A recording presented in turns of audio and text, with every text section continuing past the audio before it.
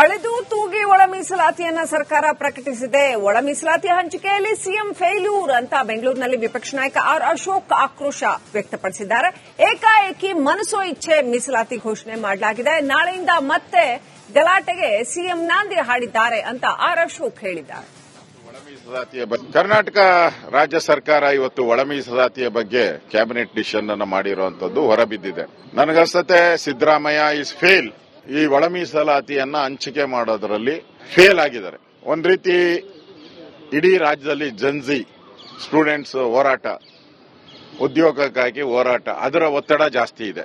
ಇನ್ನೊಂದು ಕಡೆ ಒಳ ಮೀಸಲಾತಿಗೋಸ್ಕರ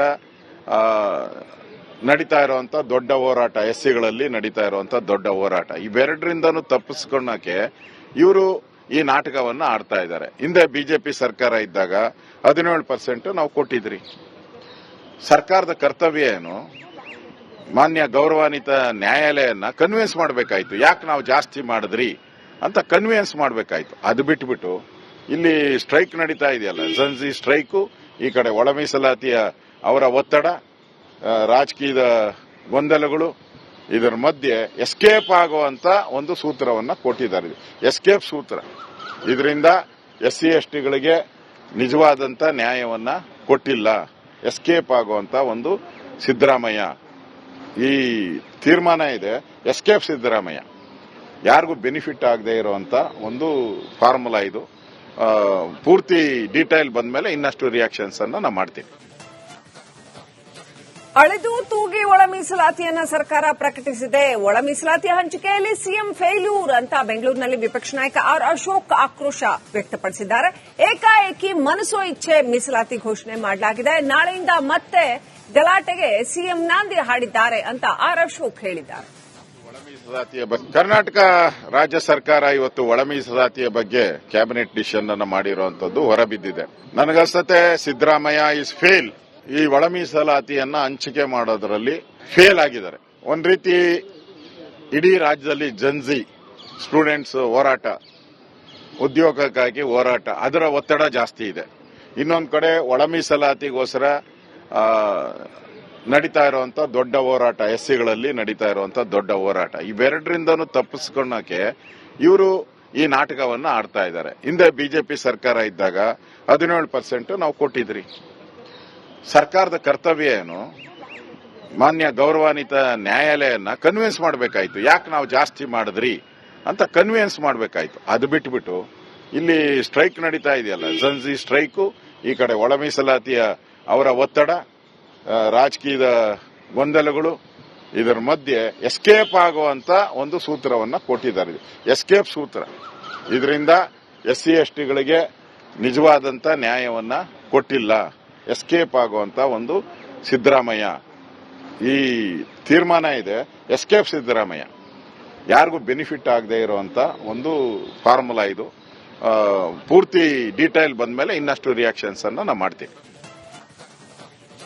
ಅಳೆದು ತೂಗಿ ಒಳ ಮೀಸಲಾತಿಯನ್ನ ಸರ್ಕಾರ ಪ್ರಕಟಿಸಿದೆ. ಒಳ ಮೀಸಲಾತಿ ಹಂಚಿಕೆಯಲ್ಲಿ ಸಿಎಂ ಫೇಲ್ಯೂರ್ ಅಂತ ಬೆಂಗಳೂರಿನಲ್ಲಿ ವಿಪಕ್ಷ ನಾಯಕ ಆರ್ ಅಶೋಕ್ ಆಕ್ರೋಶ ವ್ಯಕ್ತಪಡಿಸಿದ್ದಾರೆ. ಏಕಾಏಕಿ ಮನಸೋ ಇಚ್ಛೆ ಮೀಸಲಾತಿ ಘೋಷಣೆ ಮಾಡಲಾಗಿದೆ. ನಾಳೆಯಿಂದ ಮತ್ತೆ ಗಲಾಟೆಗೆ ಸಿಎಂ ನಾಂದಿ ಹಾಡಿದ್ದಾರೆ ಅಂತ ಆರ್ ಅಶೋಕ್ ಹೇಳಿದ್ದಾರೆ. ಕರ್ನಾಟಕ ರಾಜ್ಯ ಸರ್ಕಾರ ಇವತ್ತು ಒಳ ಮೀಸಲಾತಿಯ ಬಗ್ಗೆ ಕ್ಯಾಬಿನೆಟ್ ಡಿಸಿಷನ್ ಅನ್ನು ಮಾಡಿರುವಂತದ್ದು ಹೊರಬಿದ್ದಿದೆ. ನನಗನ್ಸುತ್ತೆ ಸಿದ್ದರಾಮಯ್ಯ ಇಸ್ ಫೇಲ್. ಈ ಒಳ ಮೀಸಲಾತಿಯನ್ನ ಹಂಚಿಕೆ ಮಾಡೋದರಲ್ಲಿ ಫೇಲ್ ಆಗಿದ್ದಾರೆ. ಒಂದ್ ರೀತಿ ಇಡೀ ರಾಜ್ಯದಲ್ಲಿ ಜನ್ಜಿ ಸ್ಟೂಡೆಂಟ್ಸ್ ಹೋರಾಟ, ಉದ್ಯೋಗಕ್ಕಾಗಿ ಹೋರಾಟ, ಅದರ ಒತ್ತಡ ಜಾಸ್ತಿ ಇದೆ. ಇನ್ನೊಂದು ಕಡೆ ಒಳ ಮೀಸಲಾತಿಗೋಸ್ಕರ ನಡೀತಾ ಇರುವಂತ ದೊಡ್ಡ ಹೋರಾಟ, ಎಸ್ಸಿಗಳಲ್ಲಿ ನಡೀತಾ ಇರುವಂತ ದೊಡ್ಡ ಹೋರಾಟ, ಇವೆರಡರಿಂದನೂ ತಪ್ಪಿಸ್ಕೊಳ್ಳಕ್ಕೆ ಇವರು ಈ ನಾಟಕವನ್ನ ಆಡ್ತಾ ಇದ್ದಾರೆ. ಹಿಂದೆ ಬಿಜೆಪಿ ಸರ್ಕಾರ ಇದ್ದಾಗ 17% ನಾವು ಕೊಟ್ಟಿದ್ರಿ. ಸರ್ಕಾರದ ಕರ್ತವ್ಯ ಏನು?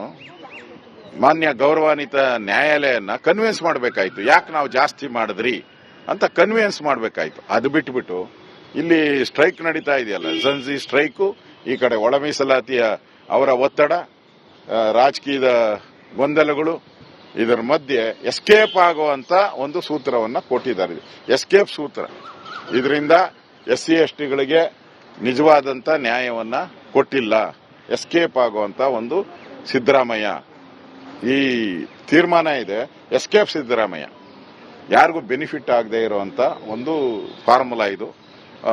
ಪೂರ್ತಿ ಡೀಟೇಲ್ ಬಂದ್ಮೇಲೆ ಇನ್ನಷ್ಟು ರಿಯಾಕ್ಷನ್ಸ್ ಅನ್ನ ನಾವು ಮಾಡ್ತೀವಿ. ಅಳೆದು ತೂಗಿ ಒಳ ಮೀಸಲಾತಿಯನ್ನ ಸರ್ಕಾರ ಪ್ರಕಟಿಸಿದೆ. ಒಳ ಮೀಸಲಾತಿ ಹಂಚಿಕೆಯಲ್ಲಿ ಸಿಎಂ ಫೇಲ್ಯೂರ್ ಅಂತ ಬೆಂಗಳೂರಿನಲ್ಲಿ ವಿಪಕ್ಷ ನಾಯಕ ಆರ್ ಅಶೋಕ್ ಆಕ್ರೋಶ ವ್ಯಕ್ತಪಡಿಸಿದ್ದಾರೆ.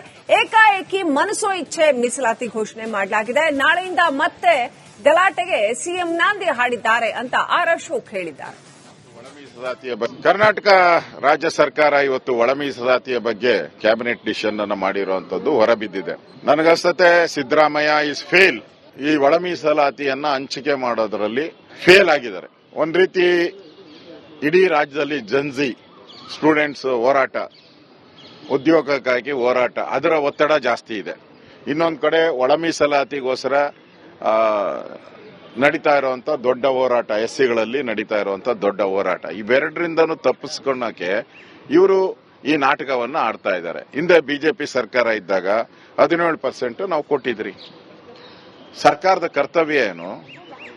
ಮಾನ್ಯ ಗೌರವಾನ್ವಿತ ನ್ಯಾಯಾಲಯನ ಕನ್ವಿನ್ಸ್ ಮಾಡಬೇಕಾಯ್ತು. ಯಾಕೆ ನಾವು ಜಾಸ್ತಿ ಮಾಡಿದ್ರಿ ಅಂತ ಕನ್ವಿನ್ಸ್ ಮಾಡಬೇಕಾಯ್ತು. ಅದು ಬಿಟ್ಬಿಟ್ಟು ಇಲ್ಲಿ ಸ್ಟ್ರೈಕ್ ನಡೀತಾ ಇದೆಯಲ್ಲ, ಜನ್ಜಿ ಸ್ಟ್ರೈಕು, ಈ ಕಡೆ ಒಳ ಮೀಸಲಾತಿಯ ಅವರ ಒತ್ತಡ, ರಾಜಕೀಯದ ಗೊಂದಲಗಳು, ಇದರ ಮಧ್ಯೆ ಎಸ್ಕೇಪ್ ಆಗುವಂತ ಒಂದು ಸೂತ್ರವನ್ನ ಕೊಟ್ಟಿದ್ದಾರೆ. ಎಸ್ಕೇಪ್ ಸೂತ್ರ. ಇದರಿಂದ SC STಗಳಿಗೆ ನಿಜವಾದಂತ ನ್ಯಾಯವನ್ನ ಕೊಟ್ಟಿಲ್ಲ. ಎಸ್ಕೇಪ್ ಆಗುವಂತ ಒಂದು ಸಿದ್ದರಾಮಯ್ಯ. ಈ ತೀರ್ಮಾನ ಇದೆ ಎಸ್ಕೇಪ್ ಸಿದ್ದರಾಮಯ್ಯ. ಯಾರಿಗೂ ಬೆನಿಫಿಟ್ ಆಗದೆ ಇರುವಂತ ಒಂದು ಫಾರ್ಮುಲಾ ಇದು. ಪೂರ್ತಿ ಡೀಟೇಲ್ ಬಂದ್ಮೇಲೆ ಇನ್ನಷ್ಟು ರಿಯಾಕ್ಷನ್ಸ್ ಅನ್ನ ನಾವು ಮಾಡ್ತೀವಿ.